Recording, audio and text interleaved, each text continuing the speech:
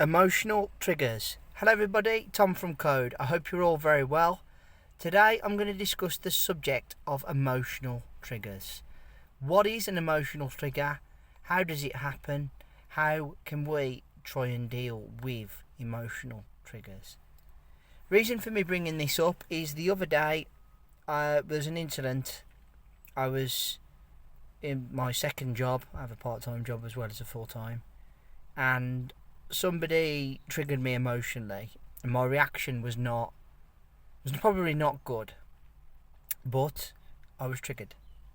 Now, being triggered is almost like, it is like what the phrase says. It's like the bullet gets shot. It's like the touch paper gets lit. Basically, it's a moment where you lose control. It's a moment where you get angry, and it's the reason for that is quite simply because whatever's been said or done has caused you to return to some trauma. We all hold it in ourselves, trauma. We all hold bad experiences in here, and if you don't address it, it can become a problem. Now, the conventional way is to go and speak to some sort of therapist and try and work on it that way, yeah? But if we're talking at it from a spiritual point of view, you can do what you call shadow work. And shadow work is where you are lighting up the darker sides of yourself.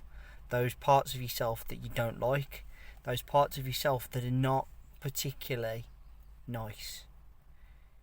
To be fair, in my life, I've had to put up with a lot of ugliness from other people at times, and a lot of unnecessary from other people. And to my credit, rarely have I lashed out. Rarely have I lost control or been triggered. But everybody has the point in which they do snap, okay? And the other day I did lose my temper. And it's not like me. I don't usually lose my temper at all. But what was being discussed, what was being suggested, was, to be honest, worthy of that reaction, in my opinion. Sometimes you've got to let people know that what they're doing and how they're doing it is not acceptable. But there's ways and means. Getting angry is probably not the way, but we do. Particularly if that, what is being said or done, is triggering an emotional response somewhere in your brain to something that's happened before. Past trauma can be forgotten. It can be reframed. If any of you heard of a cognitive reframe, that's where you take a situation and you, in your head, reinvent it to a much more pleasable outcome. This sometimes just finds that we do react the way that we do, and there's no real way to stop it. There's no real way to get free other than to try and work at what it is that's making you triggered, to make that trigger become either less of the thing or remove it completely. Alright? So the real point I'm trying to make today is always be aware of what it is that can trigger you, and try to respond in an appropriate manner when somebody does trigger you, by not getting angry if you can help it. Staying calm is a superpower, they say, but even the most calmest, myself included, because I am very calm these days, has the point when which they do go, well, that's it. So just from this video, take that we have to understand that certain things in our life will cause a reaction in us. Certain events, certain circumstances and things that have happened, we must try to heal those things, or at least be at peace with them in a way that when it comes up again, we don't repeat a reaction that is not favourable. Guys, this is my first video of the week. I want to say thank you all ever so much for listening.